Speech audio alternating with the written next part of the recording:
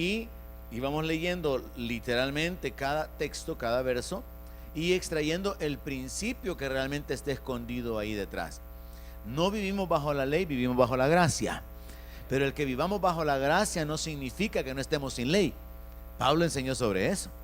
Y a veces como cristianos evangélicos como que se nos ha enseñado que la ley se quedó allá y que ahora es la gracia, ahora es por fe, y por eso hay tanto pecado en la iglesia evangélica. Por eso hay tanta corrupción dentro de la iglesia, porque pensamos de que ya no importa la ley, pero la Biblia dice que nosotros estamos bajo la ley de Cristo. Y el apóstol habla acerca de caminar bajo la ley de Cristo. Y esto es un entendimiento al cual vamos a llegar poco a poco en la medida que continuemos con este estudio. Lo que hicimos el martes fue ir extrayendo los principios sobre los cuales se fundamentaba o se basaba los mandamientos, y hablábamos o descubríamos entre otros el principio de justicia, el principio de honrar a Dios, el principio de la santidad, del amor, del perdón, de la obediencia, del temor, de la pureza sexual, de la consagración, de la honra, de la misericordia. Y esta noche vamos a ocupar una serie más de textos de la misma, usando la misma mecánica. Así que voy a pedirle que abra su Biblia en Levítico 18. Hay una gran cantidad de ideas que podemos extraer mientras leemos la palabra, así que esto es una noche de estudio bíblico, y mientras leemos la palabra, yo espero que usted esté con la expectativa de que el Espíritu Santo aplique la palabra en su vida, porque aunque esta ley tenía aplicaciones bien específicas en el Antiguo Testamento, hay aplicaciones en nuestro tiempo. Por ejemplo, el Señor hablaba acerca de balanzas justas en el Antiguo Testamento. Usted ya no usa las balanzas, pero el principio es la justicia. Venda como debe de ser, al precio que debe de ser, no hacer trampa. Entonces el principio permanece, no engañar. Entonces vamos a ir escudriñando la palabra, verso 1 de Levítico 18, y me voy a ir deteniendo en los versos para ir extrayendo los principios y haciendo aplicaciones. Levítico 18, verso 1 dice así: habló Jehová a Moisés diciendo, habla a los hijos de Israel y diles, yo soy Jehová vuestro Dios. No haréis como hacen en la tierra de Egipto, en la cual morasteis, ni haréis como hacen en la tierra de Canaán, a la cual yo os conduzco, ni andaréis en sus estatutos. Pausa. Este mandamiento o esta instrucción divina debería ser tomada por la iglesia de esta manera. No van a vivir de la misma manera que vive la gente en el mundo. ¿Hay alguien aquí? Esa sería la aplicación práctica. No vivan, no hagan como hacen sus vecinos. No se acostumbren a vivir de la misma manera, siguiendo las corrientes, los modelos o la influencia de lo que ustedes ven en el mundo. Tienen que ser diferentes. No hagan como hacen ellos. Verso 4: mis ordenanzas pondréis por obra, mis estatutos guardaréis andando en ellos. Yo Jehová vuestro Dios. Por tanto guardaréis mis estatutos y mis ordenanzas, los cuales haciendo el hombre vivirá en ellos. Yo Jehová. Aplicación. Dios está diciendo, mi pueblo tiene que vivir guardando mis mandamientos, porque mis mandamientos contienen sabiduría.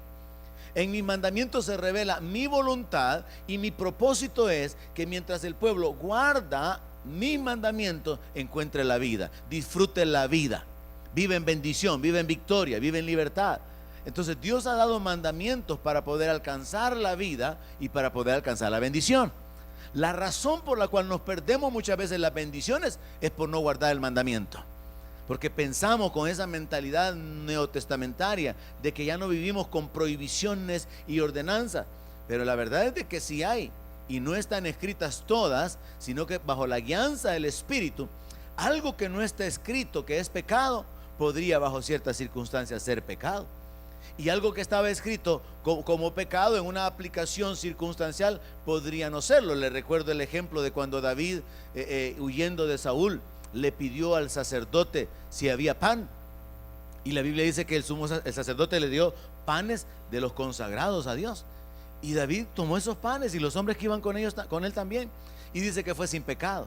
Entonces circunstancialmente algo podría no ser pecado, y circunstancialmente algo que no es pecado podría ser pecado. Como cuando el apóstol Pablo dice, si yo como carne y eso hace tropezar a mi hermano, pues entonces no como carne. Yo creo haberle hecho una aplicación contándole que hace algunos años una persona que trabajaba para mí en la empresa en la que yo estaba como jefe, él me decía que él no comía pollo campero, porque el pollo, me dice, muchas veces viene con sangre. Y la Biblia dice, me dice, que es prohibido comer animal con sangre. Y entonces yo le decía, en realidad no es que el pollo tenga sangre, sino que a veces es por demás que no queden algunos restos o un poquito rojo, una parte por ahí, pero no es que tenga carne, no es que tenga sangre, bajo la aplicación o la prohibición de Dios de comerse la carne y de beberse la sangre, sino que era algo ahí como circunstancial, ¿verdad? Que tal vez una pechuga muy grande no quedaba bien cocinada y quedaba con una porción ahí un poquito sangrienta. Y entonces para mí habría sido un pecado ponerme enfrente de él a comer pollo campero y decirle, mire hermano, yo no tengo ningún problema, porque estaría causando un problema en su conciencia, hiriendo su conciencia. Entonces hay cosas que no están escritas que pueden llegar a ser pecado, y hay cosas que están escritas y que circunstancialmente podrían no serlo, y por eso es importante ahora vivir bajo la guianza del Espíritu. Ahora Dios espera que su pueblo le obedezca y da instrucciones, y esta noche vamos a cubrir rápidamente algunas relacionadas con la pureza sexual. Verso 6: ningún varón se llegue a parienta próxima alguna para descubrir su desnudez, yo Jehová. Y comienza a hacer una lista: la desnudez de tu padre, de tu madre, de la mujer de tu padre, de tu hermana, de la hija de tu hijo, de la hija de tu hija, no descubrirás. Y hace una lista ahí bastante larga que cubre varios capítulos, y hasta llegamos al verso 18, donde dice, no tomarás mujer juntamente con su hermana para hacerla su rival. Dios dio instrucciones para que su pueblo fuera un pueblo sexualmente puro, para que fuera diferente de las naciones donde había contaminación sexual. Así que Dios da una serie de prohibiciones, una serie de mandamientos, para que no incurrieran ellos en pecados, para que ellos fueran diferentes y mostraran realmente que eran una sociedad, una cultura, una nación que realmente tenían santidad en todas las áreas, y una de las más importantes está relacionada con la santidad sexual o la pureza sexual. De manera que en el verso 19 se incluye, no llegarás a la mujer para descubrir su desnudez mientras está en su impureza menstrual.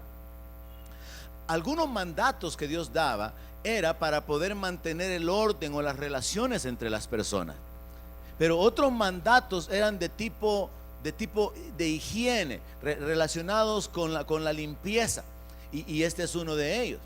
Dice, no llegarás a la mujer para descubrir su desnudez mientras esté en su impureza menstrual. Luego continúa tocando el tema de los pecados sexuales en términos generales, diciendo, no tendrás acto carnal con la mujer de tu prójimo, contaminándote con ella. Se abandona por un momentito el asunto sexual y se da el mandamiento, no des hijo tuyo para ofrecerlo por fuego a Moloc, no contamines así el nombre de tu Dios, yo Jehová. Este dios Moloc era el que le mencionaba, que se tenía los brazos extendidos y ahí había como una pila, por así decirlo, donde podían encender un fuego, un altar, y los hijos se entregaban, se sacrificaban. Y Dios le dice literalmente, no tienen que entregar sus hijos. Y este dios Moloc era adorado de tal manera que a la gente no le importaba literalmente matar a sus hijos, entregar a los niños pequeños. Y Dios de una manera abierta les dice que Él no está de acuerdo con eso y que no contaminen el nombre de su Dios a través de esa práctica. Verso 22: no te echarás con varón como con mujer. Esa abominación, una prohibición bien clara que tiene detrás el principio de la pureza sexual, de la santidad, que desgraciadamente en este tiempo algunas iglesias están tratando de anular. Iglesias en los Estados Unidos, iglesias en Brasil, iglesias, aún creo que hay iglesias en El Salvador que están promoviendo el homosexualismo, o más bien aceptando las diferentes inclinaciones sexuales. Están argumentando que en la Biblia no se habla de eso, y que Dios no prohíbe realmente eso como un pecado, y que solamente son unos 2 o 3 versos donde la Biblia menciona eso, y se ha sacado fuera de contexto, ¿qué otra explicación va a tener si Dios está diciendo que para Dios es abominación que un hombre se eche con un hombre? Es claro en la palabra. Sin embargo, la corrupción, la inmoralidad de las naciones, que ya era una realidad en aquel tiempo, y de lo cual Dios les está prohibiendo a su pueblo participar, y que se repite luego en Sodoma y Gomorra, y por eso cayó el juicio, se está repitiendo ahora, y desgraciadamente dentro de las iglesias. Yo creo que ya suficiente mencioné en la iglesia, he citado suficientes veces en la iglesia que cómo es posible que iglesias cristianas estén defendiendo el homosexualismo con pastores homosexuales y con miembros homosexuales, si la Biblia completamente, abiertamente señala eso como un pecado. Y este texto es clave porque dice que eso es abominación. Así que aquí no hay tales de que Dios te ama tal como eres, Dios te acepta. No, Dios llama al hombre al arrepentimiento. La Biblia dice que Dios manda a todo hombre que se arrepienta. Y cualquier persona debe de ser bienvenida a la iglesia, pero la persona tiene que ser insertada en la iglesia a través del arrepentimiento. Yo lo resumo de esta manera. Las iglesias de inclusión que están permitiendo esto y que están promoviéndolo de una manera abierta, diciendo aquí nosotros te amamos, aquí nosotros te recibimos, aquí te vamos a integrar, no se dan cuenta que lo que están haciendo es simplemente crear un círculo, un club, una asociación, pero todavía hace falta que Dios les dé entrada en el reino. ¿Y qué es lo que gana esta gente asociándose o siendo parte de una congregación que no está caminando en los principios de la palabra, si al final el Señor no les va a dar entrada en el reino? Y aunque hagan aquí lo que hagan y digan lo que digan, y aunque cambien la doctrina, aunque tuerzan la palabra, si al final la Escritura dice que ninguna cosa inmunda entrará en la ciudad, ni el que hace mentira, ni el borracho, y ahí se habla otra vez del que se echa con varones. Entonces vemos que el principio permanece. ¿Cuál es el principio? Santidad y pureza sexual. Amén. Luego verso 23 habla de la corrupción relacionado con la perversión sexual llamado bestialismo. Ni con ningún animal tendrás ayuntamiento, amancillándote con él, ni mujer alguna se pondrá delante de animal para ayuntarse con él. Es perversión. Dios habla a través del profeta de una manera bien clara, bien franca, bien directa. Y estas son realidades en el mundo hoy. Son prácticas reales en el mundo de ahora. Dice, en ninguna de estas cosas os amancillaréis, es decir, mancharse, contaminarse, pues en todas estas cosas se han corrompido las naciones que yo he hecho de delante de vosotros. Entonces Dios está diciendo que todo este tipo de relaciones sexuales con los parientes cercanos, este tipo de relaciones sexuales homosexuales y las relaciones sexuales en las que hay un involucramiento de animales, Dios lo llama a esto perversión. Dios lo llama a esto corrupción. Y ese principio de no participar de ninguna de estas cosas sigue vigente hasta el día de hoy. El Señor dice en el verso 25 que la tierra fue contaminada y por eso Él visitó la maldad sobre ella y la tierra vomitó sus moradores. Verso 26, guarden pues ustedes mis estatutos, mis ordenanzas, y no hagan ninguna de estas abominaciones, ni el natural, ni el extranjero que mora entre vosotros, porque todas estas abominaciones hicieron los hombres de aquella tierra que fueron antes de vosotros, y la tierra fue contaminada. No sea que la tierra os vomite por haberla contaminado como vomitó a la nación que la habitó antes de vosotros. Porque cualquiera que hiciera alguna de todas estas abominaciones, las personas que las hicieren serán cortadas de entre su pueblo. Guardad pues mi ordenanza, no haciendo las costumbres abominables que practicaron antes de vosotros, y no os contaminéis en ellas, yo Jehová vuestro Dios. El principio de la pureza sexual entonces es cubierto en este capítulo. Me contaba un pastor en una reunión que teníamos, de las que realizamos aquí cada semana, que en su iglesia se dio un fenómeno, una situación de pecado de este tipo. Llegó un hombre o llegó una pareja a la iglesia que se hicieron miembros de la iglesia, comenzaron a asistir regularmente y pasaron ahí algún par de años y llegaron a ser reconocidos o a insertarse dentro de la iglesia como miembros. Pero pasado algún tiempo, creo que fueron como unos 4 años, 5 años, de que ya estaban reconocidos como pareja, de repente desaparecieron. Y con el correr de un poquito más de tiempo apareció el hombre, pero ya no apareció la mujer. Pasó un poquito más de tiempo y de repente el hombre apareció con otra mujer, pero era una mujer mayor. En el camino el pastor descubrió que esa mujer mayor era la mamá de la mujer que él tenía antes. Y entonces el hombre regresa con la mamá de la mujer que tenía antes y sigue congregándose en la iglesia. Le estoy hablando de un caso literal contemporáneo que me lo contó un pastor de los que nos reunimos aquí. Y entonces el hombre comienza a congregarse con la mamá de quien era su mujer.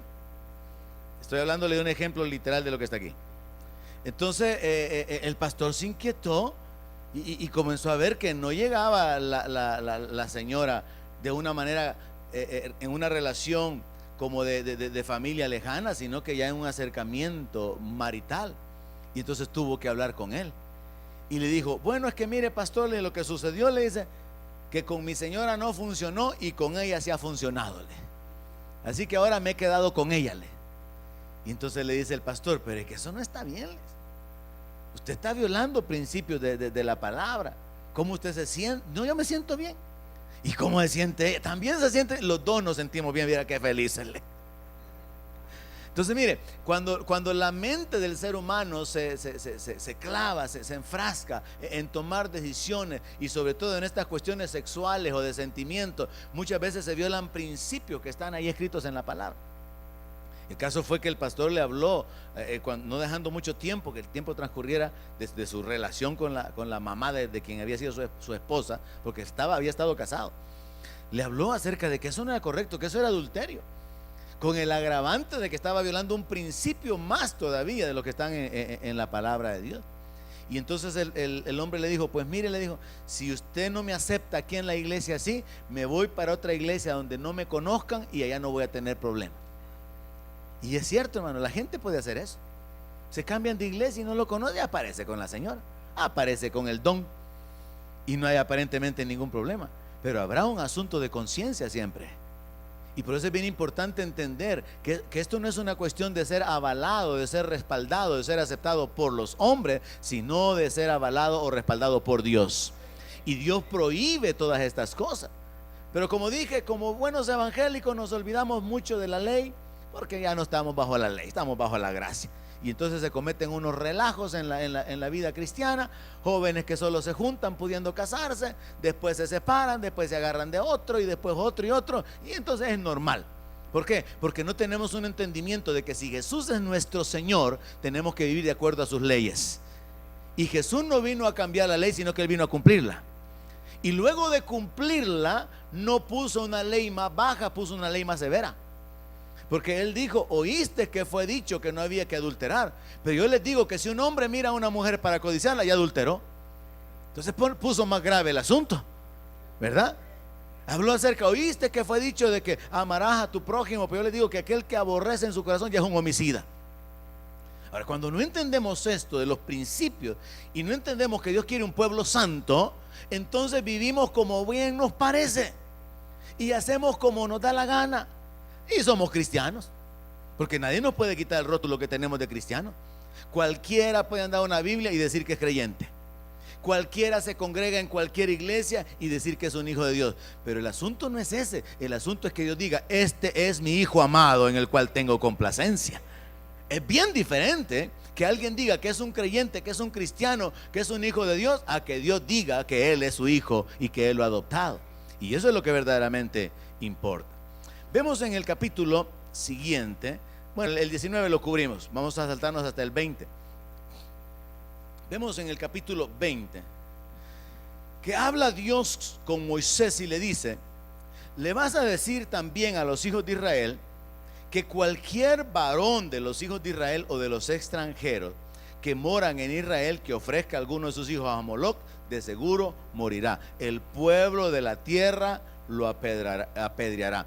Dios repite varias veces una serie de mandamientos. En este caso está conectado con la idolatría, está conectado con la adoración a demonios y está conectado con entregar su vida, la vida de sus hijos o de su descendencia a los dioses de las naciones. Y da instrucciones ahí acerca de que el pueblo tendría que juzgar a ese hombre, lo cual también es un principio bíblico vigente en el tiempo de la iglesia. La Biblia dice que en la iglesia se tienen que juzgar los pecados de los hermanos, amonestarlos, llamarlos al arrepentimiento para que ellos puedan continuar en su caminar. En este caso, por causa de ser un pecado grave, el juicio ya está determinado. Lo van a apedrear, lo van a matar, tiene que ser cortado. Verso 6 de Levítico 20: y la persona que atienda a encantadores o adivinos para prostituirse tras ellos, yo pondré mi rostro contra la tal persona y la cortaré de entre su pueblo. Este texto, mis hermanos, está siendo violado por un montón de creyentes que no han sido instruidos, que no han sido enseñados y por lo tanto han sido engañados. Antes yo recuerdo que era muy común que la gente hablara de ir al Congo, porque allá por el Congo estaba el hermano Santos, allá por el Congo estaba la hermana no sé qué, la hermana Sandra, no sé cómo se llamaba. Entonces la gente hablaba de ir a visitar a unas profetas, de ir a visitar a unas personas que practicaban la adivinación. Pero me doy cuenta también de que por aquí cerca también hay iglesias donde se practica la adivinación y donde las personas que no tienen conocimiento de la verdadera palabra, de la guianza del Espíritu Santo, son engañados a través de la falsa profecía. Incluso a gente que está involucrada en la brujería o en la hechicería se les llega a llamar hermanos. Estaba contando un pastor ayer en la reunión que teníamos de que el tal hermano Pedro de por aquí por Panchimalco se murió hace poco, y dice que era un montón de gente que venía hasta de Guatemala a visitar al hermano Pedro, y también un montón de evangélicos llegaban a consultar al hermano Pedro, porque no es el asunto de que el diablo se va a presentar de una manera bien abierta, no, el diablo se disfraza como ángel de luz. Entonces mucha de esta gente habla de la Biblia, tienen un lenguaje bíblico, actúan religiosamente, actúan como que tuvieran dones espirituales, y la gente que no ha sido enseñada en la palabra y no es sensible al Espíritu Santo van a ser engañados. Así que él me cuenta, porque él tiene la iglesia por ahí por Panchimalco, que eran microbuses y un montón de vehículos que se parqueaban ahí en un gran terreno por donde él vive, y que se quedaban 2-3 días ahí mientras el hermano Pedro les profetizaba y les hablaba y les adivinaba y le echaba la bendición y todo. No era una iglesia, sino que un lugar de adivinación. Ahora, cuando la gente no entiende de que esa no es la forma en que Dios se mueve, pueden caer en esa trampa.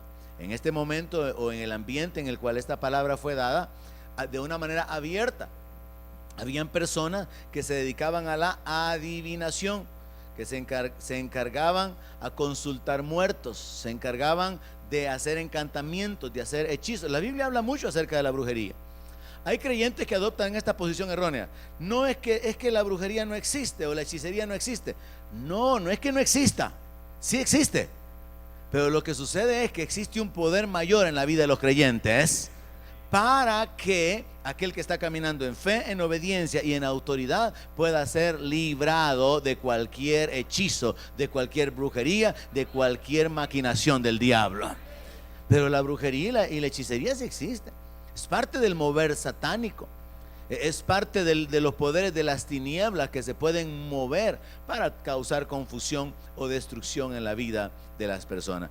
Así que el Señor habla acerca de no atender a encantadores ni adivinos, porque Dios dice: yo voy a poner mi rostro contra la tal persona y la voy a cortar. ¿Por qué? Porque consultar a estas personas prácticamente es involucrarse en el reino espiritual, donde son los demonios los que están trayendo revelaciones o información o manifestación. Verso 7: santifíquense pues, sean santos. En otras palabras, conságrense, apártense, límpiense, sean diferentes, sean puros, porque yo soy Jehová vuestro Dios. Dios siempre ha deseado tener un pueblo santo, y Dios va a tener su pueblo santo. El asunto es si nosotros vamos a ser parte de ese pueblo santo, porque esa es la cuestión. Cuando estudiamos las parábolas del Señor Jesucristo, nos damos cuenta que hay una separación, hay una división, los que van a entrar y los que se quedan. Cuando vamos al Apocalipsis encontramos que el Señor va a vomitar a los tibios. Amén. Cuando vamos a la palabra en Apocalipsis encontramos que solo los vencedores entran. Y Jesús mismo dijo que no todo el que le llamaba Señor, Señor iba a entrar. Esa es una realidad que muchas veces se deja así como de un lado.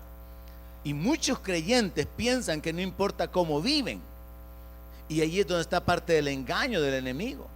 Porque un verdadero creyente, una persona que reconoce a Jesús como Señor, va a caminar teniendo temor de su Señor y va a caminar en obediencia a su Señor. No es un asunto solamente de ser parte de una iglesia, sino que es un asunto de estar insertado en el cuerpo de Cristo. Dios busca un pueblo santo, y luego en el Nuevo Testamento el apóstol Pedro dice que nosotros somos real sacerdocio, nación santa, pueblo adquirido por Dios. Pero tenemos que asegurarnos de caminar en santidad, porque la santidad tiene que ver con ser puestos aparte, consagrados, limpiados. Pero ahora es nuestra responsabilidad permanecer consagrados, apartados, dedicados para Dios. Cuidar nuestra boca, cuidar nuestras acciones, nuestro corazón, nuestra mente, cuidarnos en todo sentido. Y lo que estamos aprendiendo a través de examinar la ley es: tenemos que ser diferentes del mundo. Amén. Su hablar tiene que ser diferente del mundo. Su caminar tiene que ser diferente del mundo. Su forma de negociar tiene que ser diferente del mundo. Es un asunto del corazón, de que el corazón vaya siendo cambiado. Así que Dios de nuevo vuelve a dar la instrucción en el verso 8: guarden mis estatutos, pónganlos por obra, yo Jehová que los santifico. Verso 9, cambia totalmente el escenario o el enfoque. Todo hombre que maldijere a su padre o a su madre, de cierto morirá. A su padre o a su madre maldijo, su sangre será sobre él. Ahora Dios establece un principio que parece bien radical y se pone prácticamente en la escena una situación familiar de conflicto, de desobediencia, de rebeldía, donde un hijo podría oponerse de tal manera a su padre que podría maldecirlo, proferir cualquier tipo de maldición, y Dios prohíbe eso y establece que eso está castigado con la muerte. Los hijos pueden levantarse en contra de un padre y decirle: estás loco, viejo. Los hijos pueden levantarse y algunos lo han hecho aún hasta darse duro con los papás. Y Dios establece que su pueblo tiene que ser diferente, que en su pueblo los hijos tienen que honrar a sus padres, como lo vimos el día martes en el capítulo anterior de Levítico 19. Y Dios establece una bendición para los hijos por causa de honrar a sus padres. Ahora Dios establece una maldición y juicio sobre los hijos por afrentar a los padres. Entonces vemos aquí que el principio que está escondido es el principio de la honra, el principio de la justicia. Se vuelve a tocar brevemente el asunto de la pureza sexual, verso 10. Si un hombre cometiere adulterio con la mujer de su prójimo, el adúltero y la adúltera indefectiblemente serán muertos. Vea, la ley establecía la pena de muerte para el adulterio. Y luego se vuelve a tocar algunas variantes, se vuelve a tocar el aspecto de las relaciones familiares o con parientes cercanos, que fue cubierto completamente en el libro de Levítico en el capítulo 18. Y se habla acerca de yacer con la mujer del padre, dormir con la nuera, y dice: ambos tienen que morir. Y comienza a normarse, a repetirse, que todo ese tipo de relaciones sexuales entre parientes cercanos de sangre o parientes cercanos por la relación con otros miembros de la familia, Dios los considera perversión. Vea el verso 12. Si alguno duerme con su nuera, ambos han de morir. Cometieron grave perversión, su sangre será sobre ellos. Y se vuelve a repetir lo que estaba en el 18: si alguien se ayunta con varón como con mujer, abominación hicieron, ambos han de ser muertos. Imagínense cómo querían esas iglesitas donde hay homosexuales ahora. No quería ninguno, comenzando por el pastor, porque en esas iglesias el pastor es el primer homosexual, y por eso promueve ese tipo de enseñanza. ¿Y qué es lo que dice Dios? Tienen que morir. ¿Por qué? Porque eso es abominación.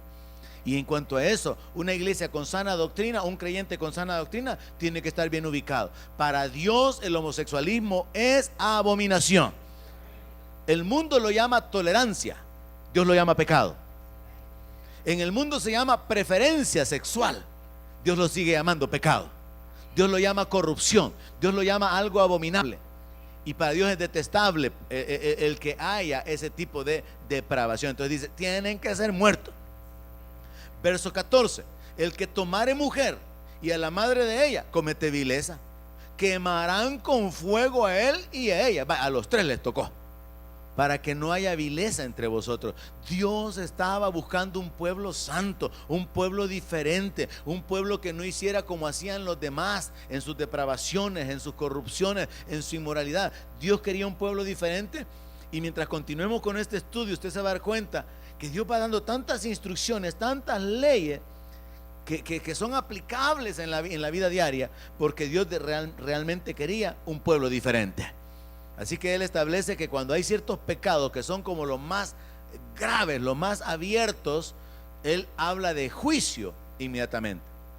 Verso 15. Cualquiera que tuviere cópula con bestia ha de ser muerto, y mataréis a la bestia. Y si una mujer se llegare a algún animal para ayuntarse con él, la mujer y el animal matarás. Morirán indefectiblemente, su sangre será sobre ellos. Se vuelve a hablar de relaciones con parientes cercanos. Tomar a la hermana, hija de su padre, hija de su madre, y viera su desnudez y ella viera la suya, es cosa execrable. Serán muertos a los ojos de los hijos de su pueblo. Descubrió la desnudez de su hermana, su pecado llevará. Cualquiera que durmiere con mujer menstruosa y descubriera su desnudez, su fuente descubrió. Ambos serán cortados de entre su pueblo. Está repitiendo otra vez el asunto para que se quede clavado en la mente del pueblo. La desnudez de la hermana del padre, de la hermana de tu padre, no descubrirás. Al que durmiere con la mujer del hermano de su padre, la desnudez del hermano de su padre descubrió. Al que tomare la mujer de su hermano, etcétera, etcétera. Así que cubrimos el capítulo 20 y llegamos hasta el 26. Dios dice: habéis pues de serme santos, porque yo Jehová soy santo, y os he apartado de los pueblos para que seáis míos. El principio de consagración es importante, hermano. Ahora, en la etapa de la niñez, en la etapa de la adolescencia, de la juventud o de la etapa adulta, tienen que haber prácticas, un estilo de vida diferente del mundo. Nosotros tenemos que aprender a abstenernos con el fin de agradar a Dios, con el propósito de poder agradar a Dios y no contaminarnos. Por ejemplo, es normal dentro de la promiscuidad que existe ahora, dentro del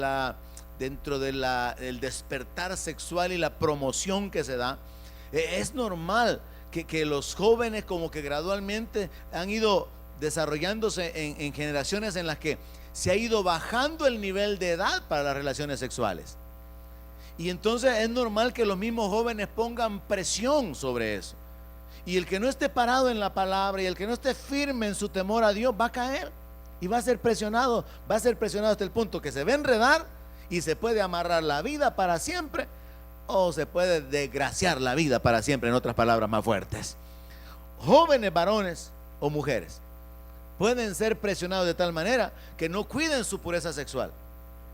Jovencitas cristianas pueden no valorar su virginidad, porque al final nadie la valora en el mundo y hasta sirve como un objeto de burla.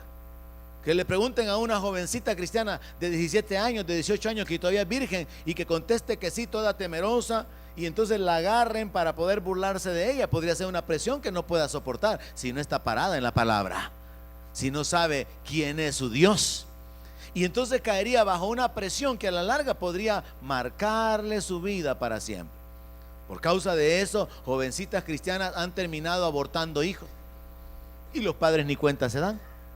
Yo conozco casos así, donde la jovencita, el novio, después de que tuvo relaciones con ella, la engañó, supieron que estaba embarazada, y entonces el novio astutamente le dice: mira, le dice, fíjate que hay unas pastillas que pueden servir para que esto no continúe adelante. Y entonces le da las pastillas y causa el aborto en las primeras semanas de la concepción del feto.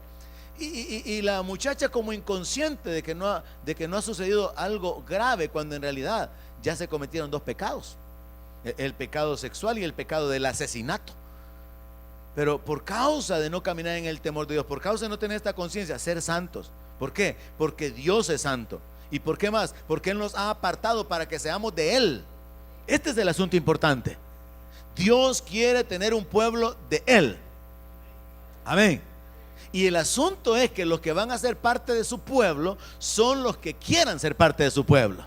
Dios no se va a llevar a un montón de gente solo porque se congrega en las iglesias, hermano. Dios va a levantar a su pueblo de una manera selectiva, y eso es el arrebatamiento, el levantamiento de la iglesia, porque el Señor conoce a los suyos. El Señor conoce a los que han sido santificados. El Señor conoce a los que le aman, a los que esperan su venida. Entonces no es un asunto de vivir como sea. Esto tiene que cambiar nuestra forma de ver nuestra vida cristiana, definitivamente. Dice verso 27: y el hombre o la mujer que evocare espíritus de muerto o se entregare a la adivinación ha de morir, serán apedreados, su sangre será sobre ellos. A veces en el mundo se practican cosas que pueden considerarse así como inofensivas. No sé cuántos de ustedes acostumbraban leer el horóscopo, por ejemplo. Es una forma de adivinación, y aunque es una forma de adivinación muy barata, porque es muy generalizada. Aries, estás en un buen tiempo para poder establecer relaciones sentimentales. Sagitario, los astros te favorecen para que realices negocios, es tu momento. Entonces es bien fácil caer en una adivinación bien generalizada, y se cuenta y se dice de muchas personas, como el famoso Walter Mercado, que comenzó su ministerio cuando una persona que tenía que cubrir un programa no llegó, y el que estaba a cargo de la televisora le dijo: mira, le dijo, aquel fulano no vino, así que inventemos algo, le dijo. Pasa vos, le dijo, y comenzá a dar ahí, aunque sea el horóscopo.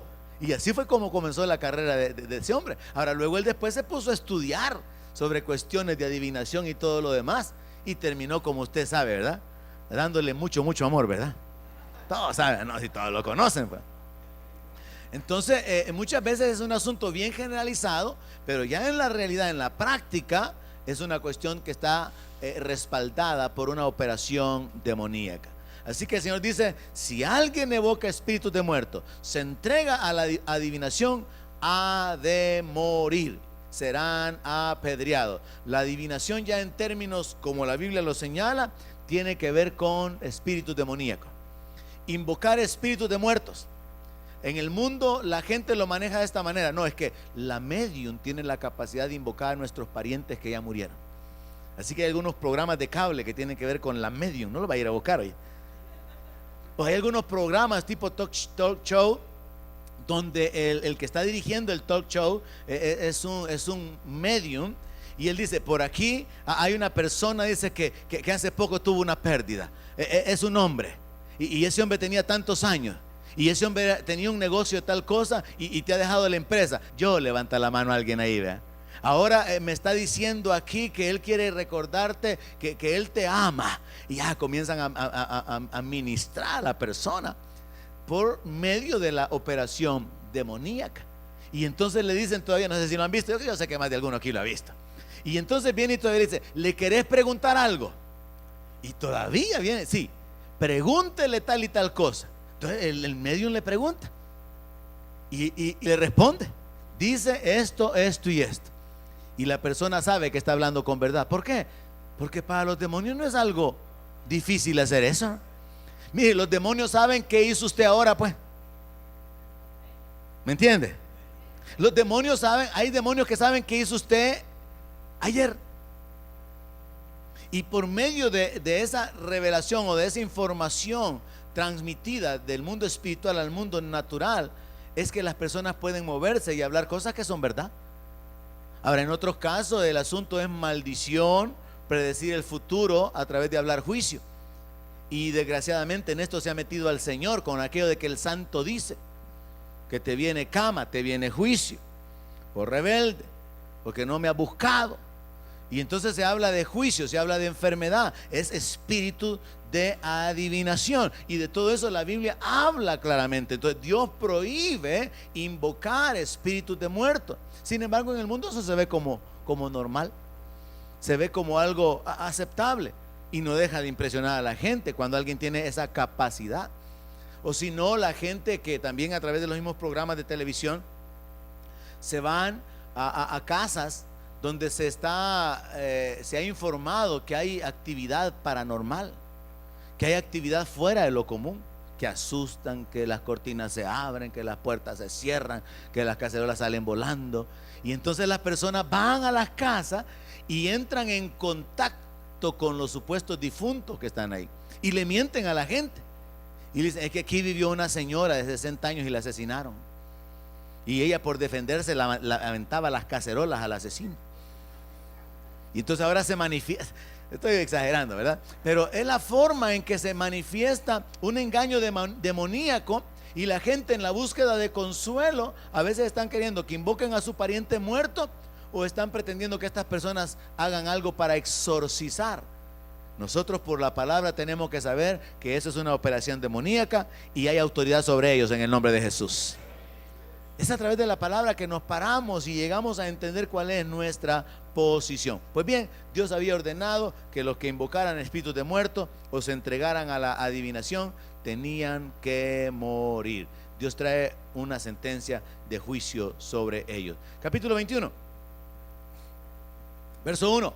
Jehová le dijo a Moisés: habla a los sacerdotes, hijos de Aarón, y diles que no se contaminen por un muerto en sus pueblos, mas por su pariente cercano, por su madre o por su madre, o por su hijo o por su hermano, o por su hermana virgen a él cercana, la cual no haya tenido marido, por ella se contaminará. El principio siempre es el de la separación.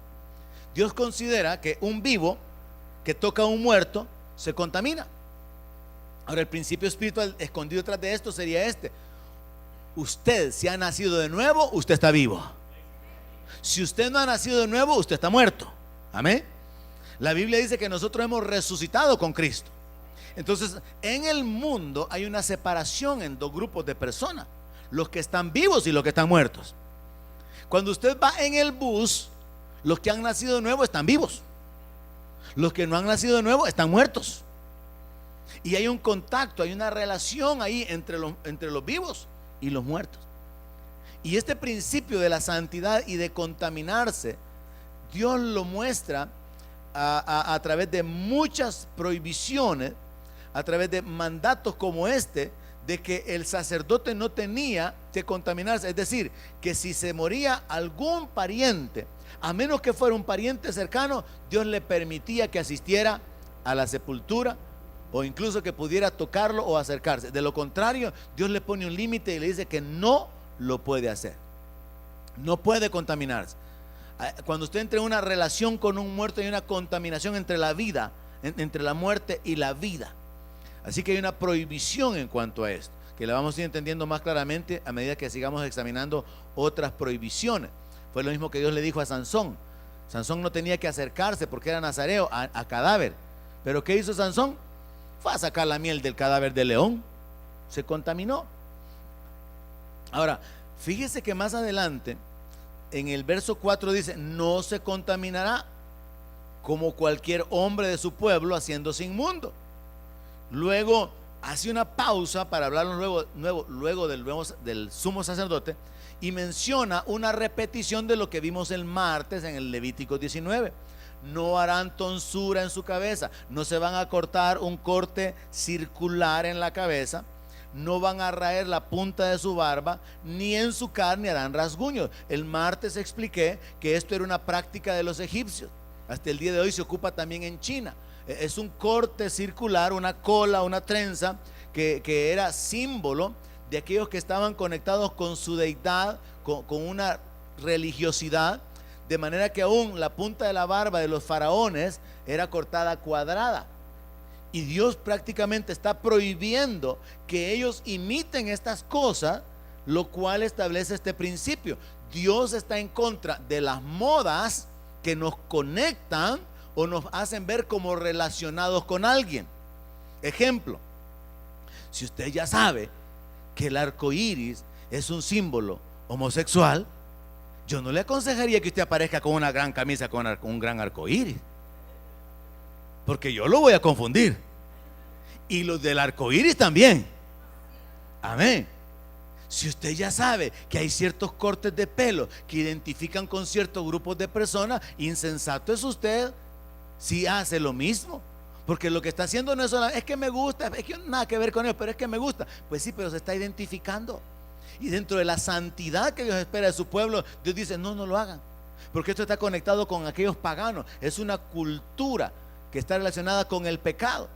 Bajo este enfoque, yo descubro que Dios está en contra de algunas modas, o está en contra de modas que nos conectan o nos identifican con movimientos o con personas que cometen prácticas que son abominaciones para Él. Entonces es muy importante entender que no es un asunto solamente de prohibir, no, tiene un entendimiento, y es que lo que nosotros practicamos nos identifica con alguien. Lo que nosotros hacemos nos hace parte de algo. Entonces Dios prohíbe que estas tres cosas que están aquí: hacerse el corte circular en la cabeza, cortarse la barba como lo hacían los egipcios, y hacerse rasguño. Dios les prohibió que lo hicieran porque eso los identificaría con las culturas de los pueblos que estaban a su alrededor. Y de nuevo le vuelve a decir en el verso 6: santos serán y no van a profanar el nombre de su Dios, porque las ofrendas encendidas para Jehová y el pan de su Dios ofrecen, por tanto serán santos.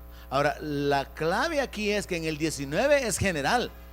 Nadie del pueblo de Dios tendría que cortarse la barba a la manera egipcia. Nadie tendría que cortarse el pelo de la manera de los sacerdotes paganos, y nadie tenía que hacerse tatuajes ni cortarse la piel, porque todo eso eran prácticas mundanas.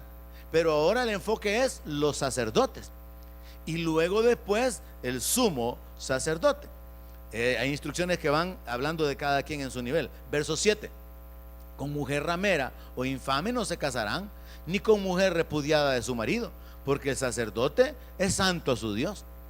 Dentro del propósito de Dios de mantener un pueblo santo, Él dice: no, es que mis sacerdotes no se van a casar con una viuda o con una mujer repudiada, con una mujer divorciada. No, tiene que mantener la pureza casándose con una virgen.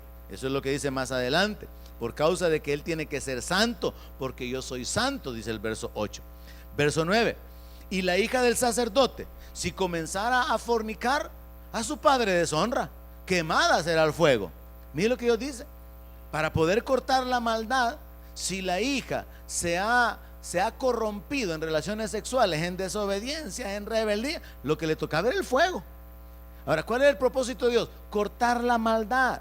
No era que Dios quisiera mostrar, ¿verdad?, la ira, la maldad de Él sobre un pueblo desobediente, no, sino quitar la maldad de en medio del pueblo. Así que había un juicio, y dice: quemada será al fuego. Luego en el verso 10 ahora habla del sumo sacerdote. En el capítulo 19 habló de todo el pueblo. En este capítulo 21 habla de los sacerdotes, y luego habla del sumo sacerdote.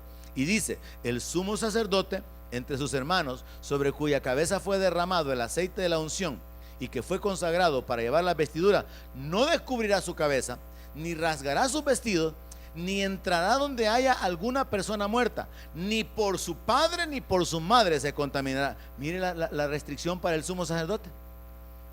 El sacerdote sí podía, por el padre, por la madre, por la hermana, pero el sumo sacerdote, ese estaba todavía más cerca de Dios.